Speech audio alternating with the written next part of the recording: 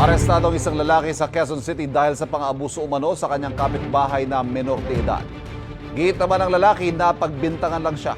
May unang balita si James Agustin.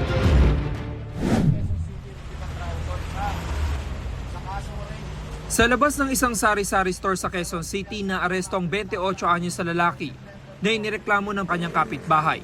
Subject ang lalaki ng warrant of arrest para sa kasong 2 counts of rape by sexual assault. Nung makakuha siya ng tropa, kasama niya yung magulang niya, yung nanay niya, doon sa may tapat ng tindahan niya. Nagtago siya pero parang tago tapos bumabalik-balik pa rin siya doon sa lugar nila.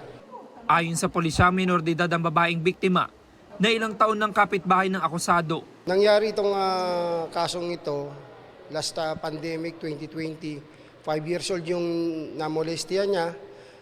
Nagsumbong yung bata pero hindi pa rin nagsampa ng demanda yung mga magulang. Then uli ito, nung mag 7 years old na yung bata, so doon nag-file ng demanda laban dito sa akusado natin. Ikalawa sa most wanted persons list ng pulisyang naarestong lalaki. Dati na siyang nakulong dahil sa pagsusugal. Nang tanungin kaugnay sa kanyang pagkakaaresto. Pinabintangan lang po talaga ako. Bakit po kaya? Kasi minsan po kasi nagsisinungaling pa ngayon. Kasi parang gusto ko perahan. So wala ho kayong ginawang gano'n? Wala naman po.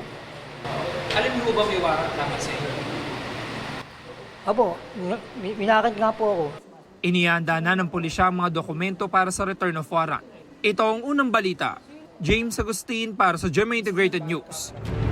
Kapuso, para laging una ka sa mga balita, bisitahin at mag-subscribe sa GMA Integrated News sa YouTube. Sa mga kapuso abroad, samahan nyo kami sa GMA Pinoy TV at sa www.gmanews.tv.